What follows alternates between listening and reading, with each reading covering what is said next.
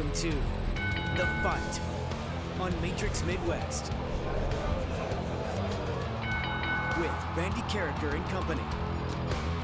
Welcome to the show. Great to have you with us in The Fight. That's Andrew and I'm Randy, and we're very excited on this show because Angel Reese is going to be able to pay her rent. I was worried about that all year. My New Year's resolution was for this to happen. And WNBA salaries are going up substantially. Eli Drinkwitz is worried about his sport, and Cardinal Analyst Brad Thompson joins us later in the show. But we'll get things started with our quick hits. And Jack Hughes, who scored the golden goal in the Olympics, wants the golden puck that he scored with. But that puck happens to be at the Hockey Hall of Fame. It's on display already, along with the puck from Megan Keller that won the gold for the U.S. women's team. And the Hall of Fame says, you can't have it.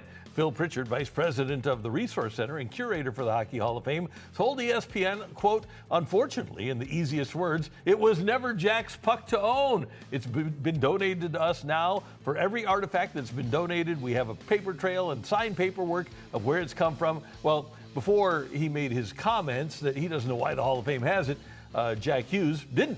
Well, now he does, because he's heard this and he says, I'm good, I'm just going to play hockey now. I actually think Jack Hughes has a case, though, to get that puck back. Think about the final out of the World Series. Mm-hmm. The first baseman pockets the baseball. Anthony Rizzo pockets a 108-year-long drought baseball and puts it in his back pocket. He kept that baseball. Doug Minkiewicz did that with Boston in 2004. So it's possible to keep that memento. And so in this case, if Jack Hughes maybe, and you're not thinking about this when you're celebrating, you know, the Olympic title here, but go get that puck, put it in your pocket in that moment, and then the Hall of Fame can't have it. The International Hockey Federation and the IOC already have it written down that any big events that occur, those pucks go to, first of all, the International Hockey Federation, and then to the Hall of Fame. And the on-ice official is instructed to go get that puck right away and then hand it to an off-ice official, and then the puck is authenticated. So Jack could have gone and got it, but the officials would have said, nope, you can't, because this is already agreed to go to the Hall of Fame. Yeah, I get it. I get artifacts are meant to be in a museum. I get it. Well, he'd rather have it. And before I knew the rule, I was on his side, but if them's the rules, sorry. I'd give him a different puck. I'd go take that puck and give him a different one. Hey, beating a deadline that would have led to a work stoppage, the WNBA and its Players Association reached agreement on a new CBA, and what a change. The salary cap will start at $7 million. That's up from $1.5 million just last year. With the Supermax salary starting at $1.4 million, it was $250,000 last year. $250,000 to $1.4 for the highest contract. The average salary will be around $600,000. It was $120,000 last year. The minimum salary surpasses $300,000. It was $66,000 last year. And Angel Reese, we talked about her at the outset. She was upset because she couldn't afford to pay her $8,000 a month rent in Chicago. Now, theoretically, she should be able to. Well, we'll see what type of money she gets, right? And what she chooses to spend that money on, because she might still struggle to pay her rent if she wants to live luxuriously in different parts of her life. Now, in this case, it's good for the WNBA to see this, and can we just call it what it is? This is the Caitlin Clark effect. It sure is. This is why you're getting the money that you deserve now. Plus, the NBA is doing you a great service here, too, and helping you get to that dollar amount. But at the same time, when I think about who's going to be the highest paid WNBA player, and I want you to think about this for a moment, Randy, not what you think should happen, but what you're going to guess is going to happen. Who is going to get that Supermax deal first? Is it going to be Caitlin Clark or somebody else? Could be Collier, could be Asia Wilson. It should be Caitlin Clark because she's the one that's bringing in all the money. But if you're going to give it to the best players, it's got to be Asia Wilson or Nafisha Collier, right? I think Caitlin Clark should get it first, and then so forth down the list based on how you just listed that out. Yeah, and I have obviously Caitlin's already got money because of all her endorsements. But from a basketball perspective, I mean, Asia Wilson's a 3-time MVP, Collier's an MVP. Nobody's arguing that, right? Yeah. But for fans, it started with Caitlin Clark. She's the one they know. get out there and, give her money now. Yep. Major League Baseball might want their numbers to be better, but the World Baseball Classics telecast of Team USA's semifinal win over the Dominican Republic set the record for the most watched game all time with 7 million viewers, 7,369,000 to be exact, across FS1 and Fox Deportes. It was also the 9th most watched telecast on FS1 overall. Peak viewership even hit above 8 million viewers for a baseball game on a cable channel that nobody knows the number of. That's insane, right? Yeah. That is absolutely crazy. But, this couldn't have happened at a better time. The World Baseball Classic could not have happened at a better time because it gets people excited about the Major League Baseball season now. And even though there are a ton of other sports happening in this moment, it's baseball now is the forefront of mind. I even think that with March Madness here on deck, I'm thinking about opening day now in St. Louis where the team isn't supposed to be good. And then I also think about the viewership numbers from 3 years ago because I thought, all right, how interesting is this to compare it to? That amount of people, the viewership numbers here in 2026 versus 2023 was up 252%. And that's in large part because of the rules changes and the Shohei Ohtani effect, right? Him being on the Dodgers makes a big difference.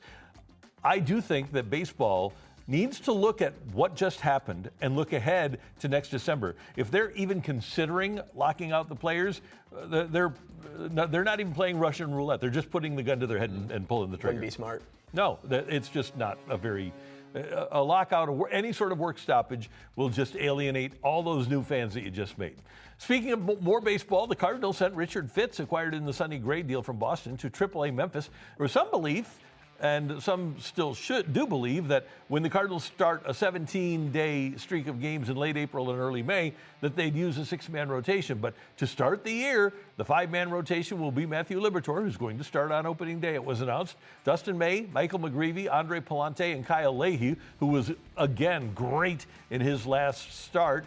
The only thing that surprises me is that the guy that they got, the main person that they got right now for Sonny Gray, is going to start the year in the minor league. Well, that's where I'm at, too. And you got to see what you didn't like last season from some of your starters, specifically Andre Palante. You got to really see what a full season did for that guy. And it didn't look good at all. So when you go out and you trade your ace, we're going to call Sonny Gray an ace, for Richard Fitz, that key piece, and then start him in AAA, it makes no sense to me because it just doesn't seem like those two things go hand in hand. Andre Palante, I still don't believe will be in this rotation a month into the season. I think Fitz is going to be elevated. I think he's a lock. First of all, he had a good 4 months, bad 2 months last year. But he's added a pitch to his repertoire. He's had a magnificent spring. I don't know what you wouldn't like about him. He's a guy that last 2 years ago was their best starting pitcher. He can throw 150 innings. Are you going to judge everything about those 2 months of last year? Well, I don't think that's fair. So 2 years ago, yes, he was the best in the ERA department for like 2 months out of the year. But overall, in the 21 starts he made, he was their best starter. He was a good starter. He was their best starter. I would say he's a good starter. But what I've been seeing lately out of Andre Palante is there's a lot of bat-to-ball contact, and there's too many balls in play with him. I just don't think he's going to last a month into the season. I think Fitz will be elevated by that time. And I think we are so quick to rush to judgment because of what happened under the previous administration, where they weren't teaching pitchers how to pitch and players how to play. So we're judging players on something that is completely unfair. It's like trying to judge me on algebra when I had bad algebra teachers. I think sometimes you have to actually allow players to learn and to marinate at the major league level. I mean, you would have cut Sandy Koufax. Sandy Koufax and Andre Palante in the same conversation. Yeah, right, because they both got off to really rugged starts in their careers, right? Well, if Andre Palante turns out to be Sandy Koufax, Randy, I'll be the first one to raise my hand. College football. Mizzou's Eli Drinkwitz warns college football could head down a similar path as MLB due to spending disparities. He says if you're going to have teams that have $45 million rosters competing against teams that have $15 and $20 million rosters, you're going to run the risk of turning into Major League Baseball, where you have the LA Dodgers and the Florida Marlins.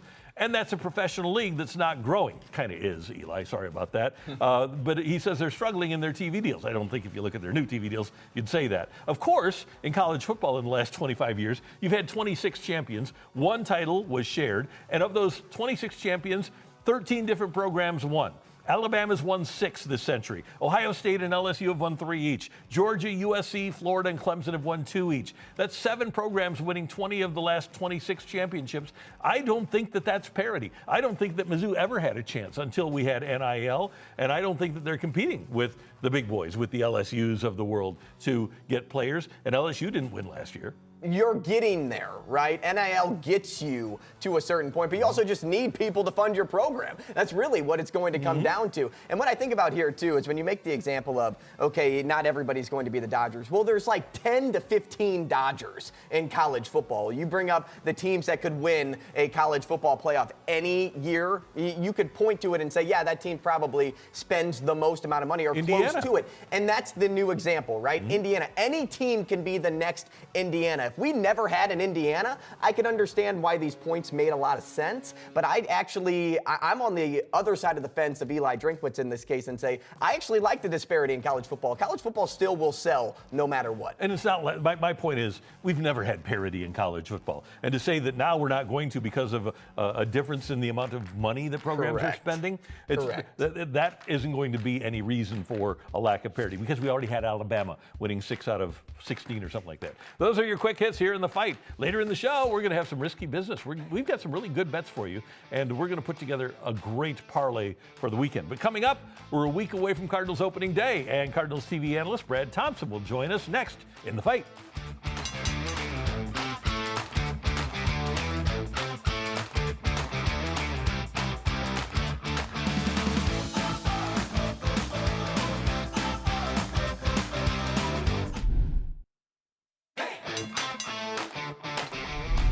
One of my favorite people in the world is Cardinals analyst Brad Thompson, a world champion from 2006.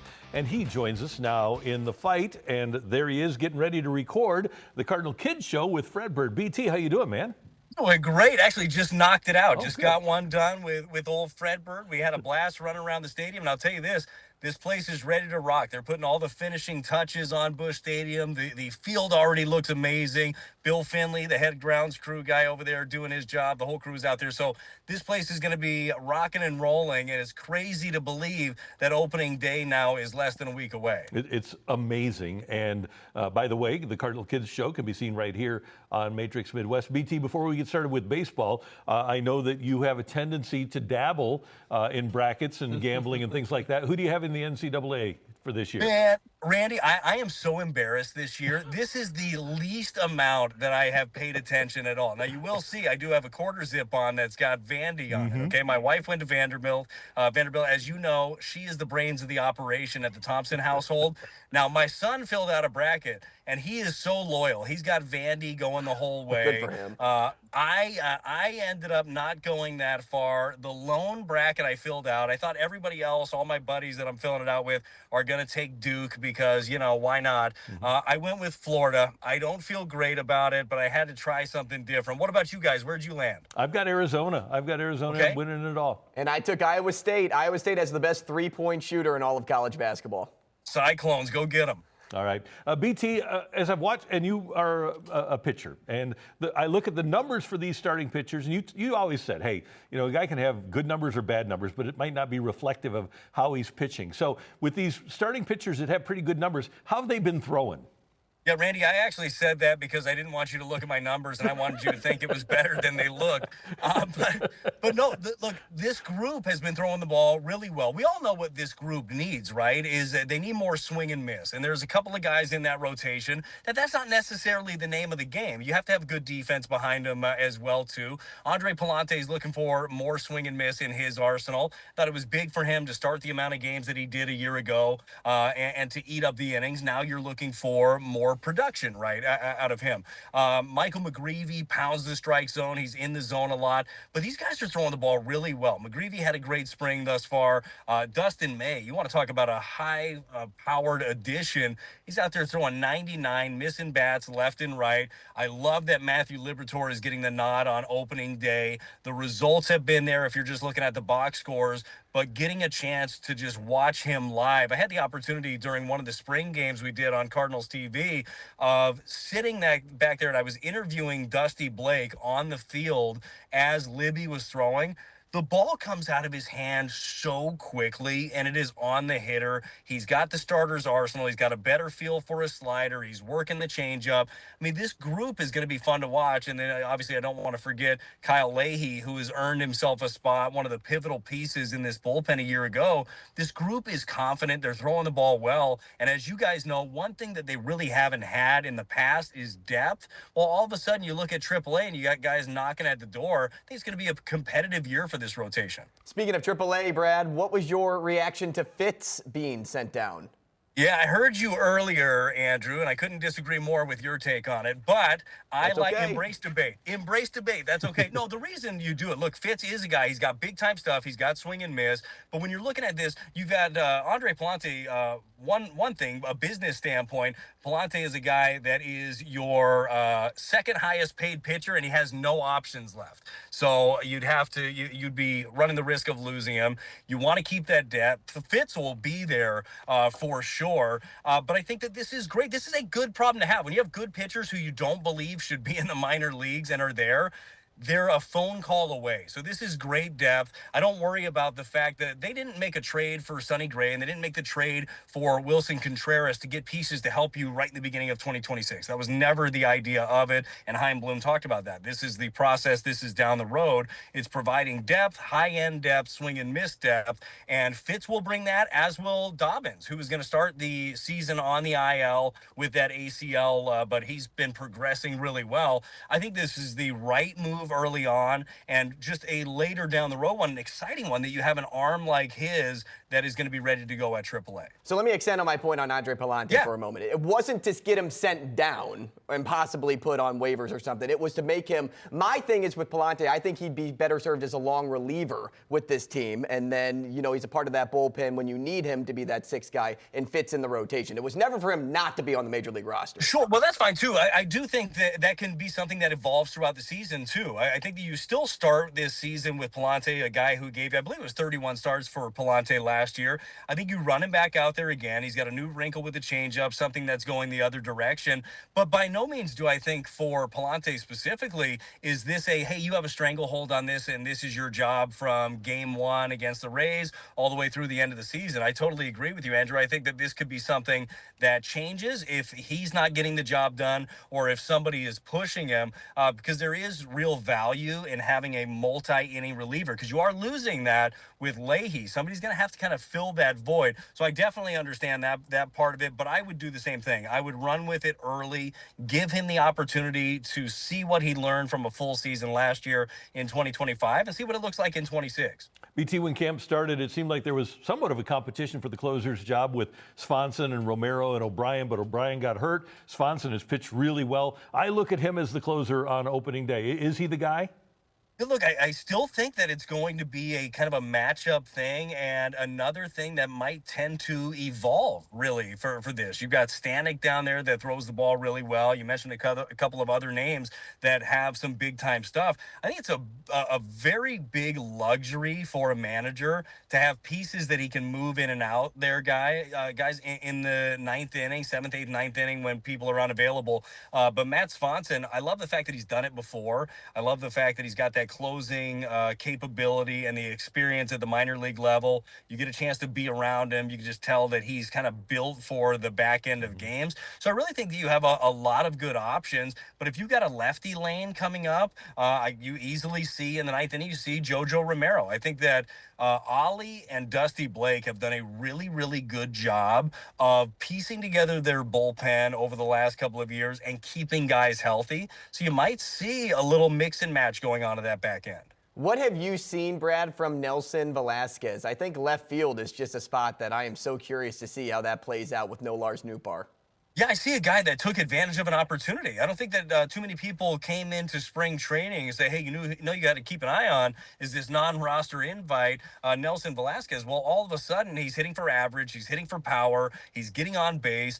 And he is, if you're just trying to put together right this second your best outfield, coming into opening day, he's your left fielder. I think that that's kind of the way that you have to look at it, and probably the way they are looking at it right now. Things change definitely as soon as Lars Nootbaar ends up coming back and he gets healthy. We don't have a definitive timeline on that. So look, I am pumped up for anybody that has an opportunity, takes it and runs with it, because that was the story of my career. I was never a shoe-in for any spot in a bullpen or a rotation. I had to perform, and that's exactly what he did. This is a guy that was drafted in the 5th round a few years back. He's bounced around organizations and found himself a spot with a team that has a lot of holes, a lot of question marks, and looking for someone to emerge. So if he does end up cracking the opening day roster and maybe even the opening day lineup, that is great. And what I hope happens is, even as Newt gets healthy, he makes it a very difficult decision as to what is the roster move. I want to see guys push each other. As you guys know, the best rosters are the ones that have competition, that have guys fighting for other guys' jobs, and he has done a very good job of that, of putting himself on the map. Speaking of looking for someone to emerge, what has your vision of Jordan Walker been this spring? Well, just like Jordan is probably looking at it, not where he wanted to be, right? He worked really hard this offseason, and then the fruits of his labor in the offseason haven't really come to fruition so far this spring training. I know he's had a couple of days where he's spent time in the hit lab, hitting off the traject machine, which mimics big league pitchers, which, boy, I think that's cheating. I tell you what, I agree. Just being a former pitcher. But he's not where he wants to be. All the numbers bear it out. I do believe that he will be given the opportunity to go out there and see what he can do. For me right now with Jordan Walker, especially at this stage when we're a week away from opening day, I don't think that you can expect wholesale swing changes. Like, that's not going to happen for him. Like, whatever small adjustments he's working on, I hope he keeps working on those.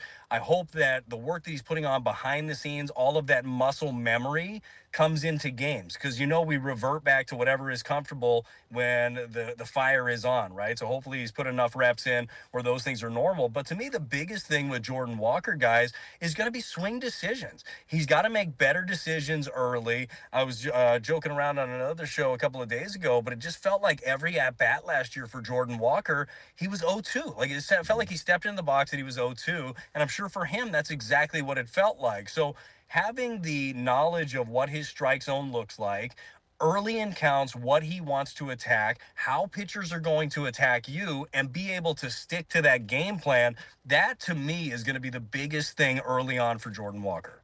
Brad, last year, Victor Scott II was the talk of spring training. How has he looked this year? Well, so Vic, to me, and Vic's talked about this quite a bit, he looks like an athlete when he's hitting. And I know that sounds crazy. Like, Vic is probably the best athlete that is out there. But the last couple of years at the plate, he looked mechanical, and it just looked a little bit robotic. He can go get it in the outfield. His skill set's got Gold Glove written all over it, but far more fluid at the plate, really utilizing his legs well, trusting his hands. This is a key part. Like, in a perfect offense, we've talked a lot about who's going to be the leadoff guy for the Cardinals. Look, this should be an answer for you, especially if he can drop down the bunt, if he can get the ball on the ground, if he can go the other way. I like the changes we've seen from Victor Scott II. Now you've got to see it for Vic in the regular season when you're facing all of the regular guys. Can he stay in that approach? But I like the adjustments that he's made with his swing. BT, did you get much of a chance to see the World Baseball Classic? And if so, what'd you think? Dude, I was locked into the World Baseball Classic. I think that is such an incredible thing that they do. I love seeing the raw emotion from not only the fans representing their countries, but from the players. I think Major League Baseball has knocked it out of the park, and forgive the pun, but with the World Baseball Classic, it is one of the coolest things. Any one of the guys that you talk to that has an opportunity to play in this truly loves it. I don't think that there's a way to replicate those kind of emotions through 162. That's more October baseball. But I love the World Baseball Classic. Did you guys get a kick out of it? It was awesome. Oh, it couldn't be better. And it wasn't better timing, too, leading up to this season. All right, Brad, last week, Randy and I both gave one bold prediction for the Cardinals. Randy's had everything to do with Nolan Gorman and hitting home runs. I said Gorman had hit more than 27 home runs. He'd have a career high. I love that. And mine was the Cardinals are going to win more than 68.5 games. I think that number is just far too low for this team. What's your bold prediction for the Cardinals in 2026? Wow, that is a fantastic question. My bold prediction for the Cardinals, and this one's a little bit tougher because I don't know what's going to look like come trade deadline. I believe that Dustin May will be a top 10 starter in the National League, and maybe even higher than that. I think the stuff that he's showing right now is electric. We don't know what it's going to look like when you come trade deadline, where the team is. Do they want to end up moving him? But I believe that Dustin May is going to set himself up for an enormous payday after this season. It's going to be one of the best arms in baseball. Good one to hear. All right, BT, one more thing, and this is kind of existential, but you won your World Series 20 years ago. So here we are, 2026. You were a champion in 2006. What do you think, and we could go really deep here, but what's the biggest difference between that team that you played on and that game that you played and the game that you're going to broadcast in 2026? Oh, I mean, there's a lot of different things that go into it. And look, I'm not one of these, the game was better back in my day all the time. Like, I believe that there's evolution in all things, and some good, some bad, right? When it comes down to it. I do believe that the game itself may have been a little bit more polished because you had guys that spent more time in the minor leagues and really learned how to play the game. Now you get young guys up to the big leagues, and rightfully so. You've got big money tied up in them. They've got skill sets that are probably better than they've ever had before. You got guys throwing harder, hitting the ball further than they ever did 20 years ago, which is crazy to say 20 years ago. I still act like a child, and it's been 20 years since we ended up winning the World Series. But yeah, the game has changed, the rules have changed, but at the heart of it, it's still baseball. So to me, it's the same game, just with some little wrinkles along the way. But 20 years ago, playing, I absolutely love the game. Right now, getting an opportunity to broadcast these games, I love it. So I don't care what the rule changes are. I don't care about ABS or this, that, and the other. Look, give me all the baseball, and I'm excited about it. Yeah, we all love the sport, and we love hearing you and Chip on the broadcast on Cardinal TV. Looking forward to your games and all of your shows here on Matrix Midwest, and we always love it when you come on the show. Thank you, sir. No, I appreciate it. You guys do a fantastic job. Look forward to joining you this season. We'll do it. BT. Thanks, BT. See you later. That is Brad Thompson, and he will be fun to watch and hear with Chip Carey here on Matrix Midwest and, of course, on Cardinals TV. And our weekly baseball chat is sponsored by St. Luke's, top-notch doctors in everything from heart health, orthopedics, and more. Visit stlukes-stl.com today. Coming up in the list, we have a fantastic subject for you. We're going to talk about the most crushing losses in NCAA tournament history next.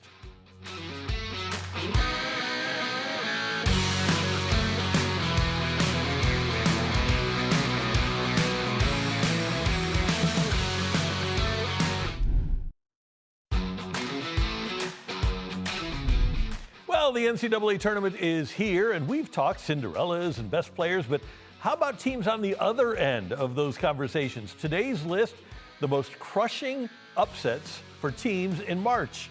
And I will get things started, Andrew, with my number 3. And the only reason it's number 3 is because number 1, UNLV, lost to the eventual champion Duke Blue Devils. 1991 national semifinal. UNLV is 34-0, and they've won 45 in a row. They'd won the championship the year before. They're taking on 6th-ranked 30-7 Duke, the defending champion Runnin' Rebels, as we mentioned, with 45 in a row, and nobody saw this coming.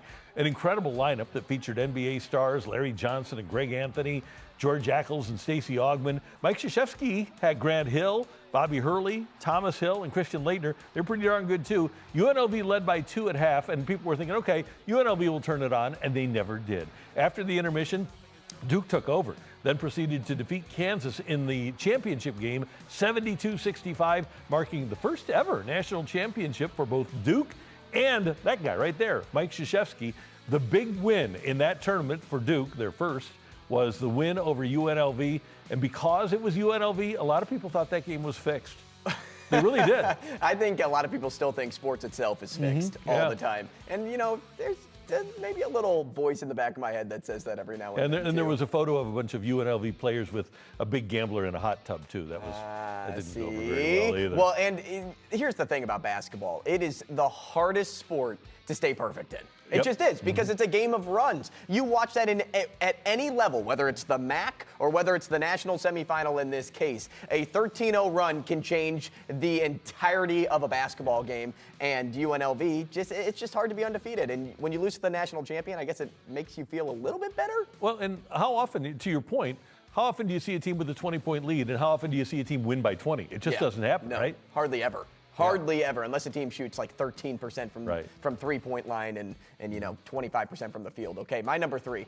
I'll start by going back to the 2021 NCAA tournament, Randy. Ohio State was the 2 seed. Oral Roberts was a 15 seed. And the Buckeyes were considered one of the most dangerous teams for much of the season, reaching as high as number 4 in the AP poll. So no reason they should be scared of a Summit League team. E.J. Liddell was a mismatch nightmare who could score from anywhere. Dwayne Washington Jr. was the team's leading scorer and the dude of the group.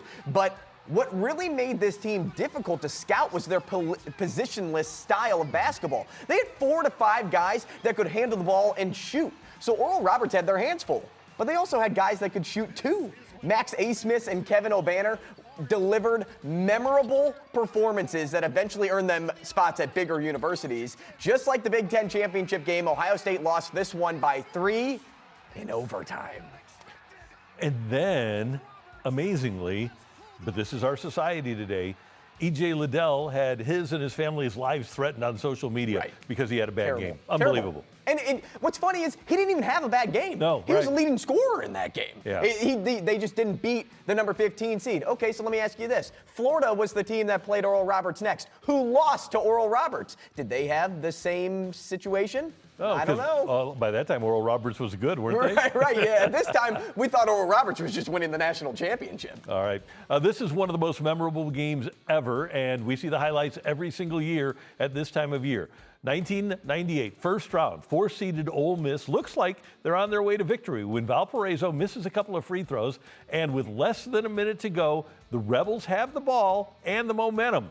But Ole Miss missing a layup with 18 seconds on the clock causes a problem. Bryce Drew for Valpo misses at the other end, and then a foul, and the Rebels missed both shots after the foul.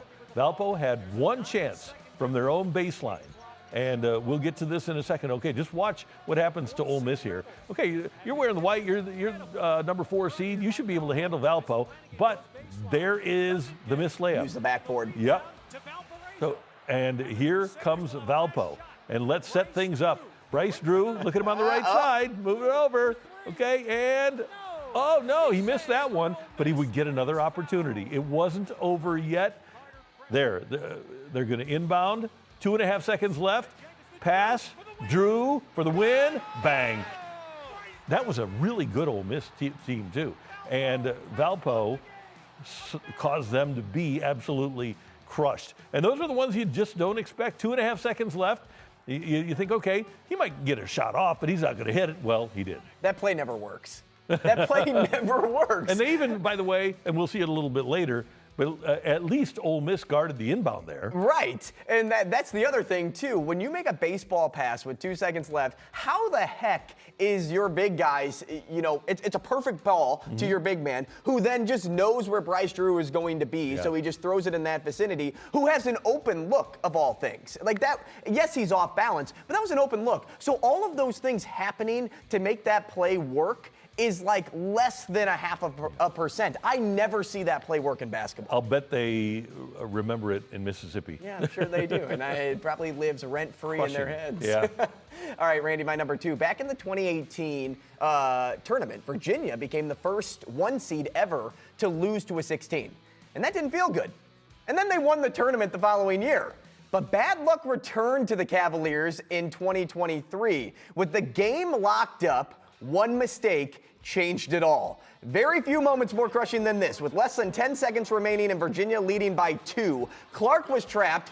in the backcourt. Instead of taking a foul or a timeout, he threw a desperation heave toward midcourt, and then the play happened for Furman. The pass was intercepted. Garrett Hine then found Pegues for three, and Furman now has the lead. He drains a three with 2.2 seconds remaining. I just want to four guards and the four guards out there, along with Cedric, are their best free throw shooters. Clark in a straight jacket. Oh, he didn't need to do that.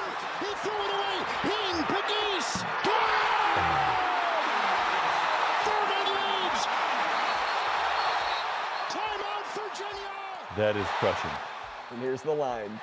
Did we just see what we think we just saw? Wow! Did we just see what we think we just saw? If there was ever a definition of what March Madness is, it's that moment. Unbelievable. And that is, you talk about crushing losses. Now, thank goodness they had won, right?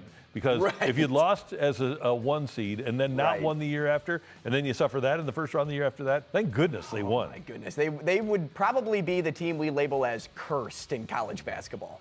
All right, my number one, sorry, but we are crushed, aren't we, in the state of Missouri? 1994, Mizzou and UCLA. Tigers take the lead on a great pass to Paul Winfield, who hits the go-ahead bucket with 4.1 seconds left. But there's one last chance. Norm Stewart apparently not coaching here to guard the inbounds, so the Bruins pass it in. Tyus Edney, here it is, unabated to the basket. 4.8 seconds. That's one that Mizzou fans haven't forgotten 32 years later. It's too bad Mizzou didn't have an extra defender down there to help on that drive. Unbelievable. How did that happen? Okay, so you don't guard the inbound, Randy. Yep. And then you don't play defense at all for a guy that you know is going to go coast to coast. Yeah. He's not shooting a three. And he does it in 4.8 seconds. It's unbelievable. It's unbelievable. In that moment, with the score what it was, you're not shooting a three. You're trying to get to the hoop and you're trying to get fouled or you're trying to make the basket. And that was maybe the most uncontested game-winning layup I've ever seen. Mizzou has had some devastating losses in the NCAA tournament, but that's the one that everybody talks about. Okay, Randy, my number one. I have to go back to 2014 and 2015, but I'll start in 2014, where the national championship game featured a 7 seed against an 8 seed. Kentucky was the 8 seed, and they went on a magical run, crushing a lot of teams along the way. But this isn't about Kentucky. It's about Wisconsin. And boy, did they have an awesome team for back-to-back seasons, and boy, did they have some heartbreaks. 2014, as the 2 seed, they lost in the Final Four by 1, courtesy of that late three from way downtown from Aaron Harrison. Then, a year later, the Badgers made it to the final, upsetting undefeated Kentucky. So they got their revenge, which was another crusher in itself. We all had to watch stupid Grayson Allen, though, in the national championship game, and he had his coming out party, and they ended up beating Wisconsin. So Wisconsin, you got so close twice, 2 years in a row, and were crushed by 2 teams that the world typically cheers against. And I still feel for Sam Decker and Frank Kaminsky today. Yeah, those were devastating. Yeah, but here's the thing. That's why blue bloods are blue bloods, because they do crush the souls of other schools. I'm still shocked that Wisconsin team didn't win. Did not win the year they knocked off undefeated Kentucky. It was like, the script was laid for them to win the title that year. And then all of a sudden, this guy on the bench that's just a small white guy comes into the game and just takes over. And Decker and Frank the Tank were great. All right, a couple of honorable mentions. Back in 1989-90, Mizzou lost to Northern Iowa, led by Norm Stewart. The Tigers won the Big 8 regular season title. They were the number 1 ranked team in the country before being upset by Colorado in the Big 8 conference tournament.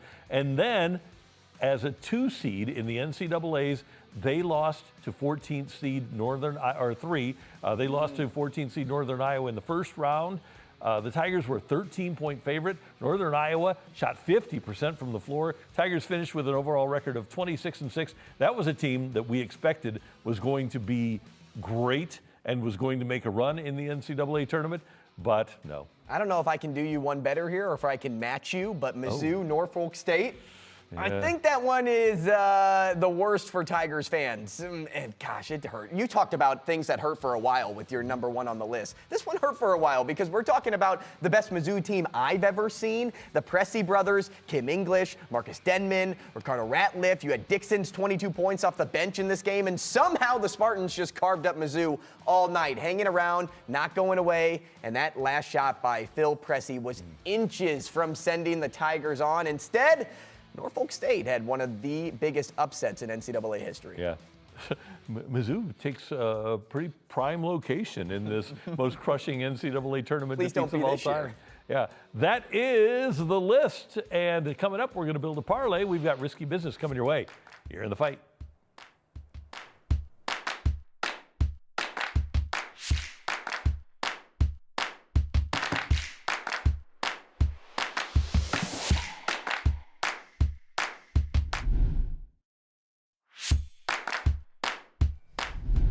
All right, time for us to build a parlay here. Some risky business in the fight. And we've got the Valspar Championship this weekend on the PGA Tour. And I have a feeling that Justin Thomas at the Valspar Championship is going to paint a masterpiece. He's going to have his best outing. Thank you.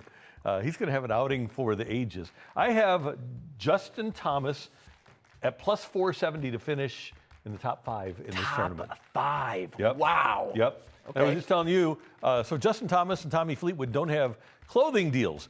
After this weekend, somebody's going to offer Justin Thomas a lot of clothes and shoes so that he can wear their gear. Either that or he's going to have to wait another week. Yeah, One of the two, right? Yeah. He is, though, the 6th favorite right now to win. Is that how you would say that? The 6th best odds to win. That's better. Better grammar there, better English, I would say. And top 5, of course, 475. There's good odds there with Justin Thomas. Okay, I could see that. Painting a masterpiece. What did I tell you yesterday, Randy? I'm only betting on college basketball right now. Right? Until he can't anymore is what he says. Until I can't. And he'll bet on the NIT. I bet you're upset that the CBI collapsed. Yeah, you know what? I just want all of that tournament basketball. Okay. I like the 8-9 matchups because I think anything can happen in those. I don't think there's that big of a gap. And so when I look at Clemson and Iowa, left side of the bracket, winner would take on most likely Florida. Iowa is one of the toughest teams defensively in all of college basketball. They can keep things low scoring. They also have who we know, Ben McCollum, as their head coach. Good, really good coach, former Northwest Missouri State guy, and Bennett Sturtz, who is one of the best players, I would say, in college basketball. Give me Iowa just to win this game. Are you supposed to hate Iowa? I am. But you know what? I also like money a little bit more than the hatred I have for a school. I like that. So we're going to win our friends at home money today, and then I'll have Iowa losing to Nebraska at some point in the tournament. I think, and I took Iowa too, I think they're more hardened for the tournament game than a team from the ACC is. Well, I think the Big Ten, and we'll see if this plays out, I think Big Ten teams are more prepared for the tournament than ACC teams. I'll tell you, too, Clemson is a team that lost early in a tournament before. I think it was like 2 years ago. I'm just going to do quick math here because we're just going to need this so we can head forward. $883. Yeah, we'll take $883. There you go. Come on. Oh, look at that. We did it. We did it. We did. Yeah. Women's basketball treated us well in the first 4. We did. And by the way, Mo State and Nebraska both killed their opponents. It was double digits. Thank you, ladies. All right, that is building a parlay. Coming up, we're going to have Take It or Leave It, story time with Uncle Randy, and Today in Sports History here in the fight. We did it. All right, time for Take It or Leave It. And Andrew, USA Today has their Hope-O-Meter poll out, giving confident fans a chance to vote on who'll win the World Series. So take it or leave it, there should not be a rational Cardinals fan who's voting for them to win it all. Didn't we bet on the Cardinals to win the World Series? Well, I think so, but that's hope. I guess if it's a hope-o-meter, I guess you can do it. But if it's a real-o-meter, no. I would say, since you used the term rational, I'm going to leave it. Or no, I'm going to take it. Yeah, take it. I'm sorry, you had should it not. Yeah, there we go. Yeah, okay, so let's just exit that one out. Okay. Hey, if they're telling us we aren't planning to win the World Series, I'm gonna agree with them. All right, Randy, mine for you is this. So, we've had a lot of changes in baseball, and as we know, ABS is making its way into Major League Baseball this season. And if you still aren't a believer that it should exist, watch this video. Here it is. Here's Stephen Kwan. Pitches a breaking ball outside. And look what, if you can see a lot of pitches, have those types of plate appearances. This guy Okay, let's see where this ball ended up in the zone. Okay. It had to be on the corner, right? That's why it wasn't called a strike. So. That's why it's challenged, yeah. It was right there. Oh, geez. That was called a ball in spring training. Amazing. As we all know, that's a strike. Okay, so take it or leave it. ABS is going to be the best thing to happen to baseball post-pandemic. I love ABS. I think it's great, but Going from the 3.5-hour game to the 2.5-hour game with the pitch clock, I got to go with the pitch clock. That's a good call. That's good. I'll take it for the reason of I like that we're getting calls right again. Yeah, there we go. All right, that is take it or leave it. Now it's time for story time with Uncle Randy. We're going to spin the wheel. We're going to get a decade. We're going to get a sport, and we're going to get a story for you kids. All right, look at this. There we go. Spin that, baby. Little peek behind the curtain there. Yeah. Didn't have it set up. Okay, so we're going to go 2010. 2010s, that's where we are. Okay, 2010s, and Just so people at home confirms. Yeah, okay, and then this one is still spinning. We're going to do 2010s hockey. Take it away. All right. 2016, the Blues are playing the San Jose Sharks in the conference finals, and they're headed to Game 6. And we got a dog that day, and Brian Elliott was playing great. Brian Elliott was playing terrific in the playoffs. Not in that series, not very well. So we got this dog on a Saturday, and I said, let's name him Moose. Let's name him after Brian Elliott because he's having this great playoff run. Well, that night, Moose got benched.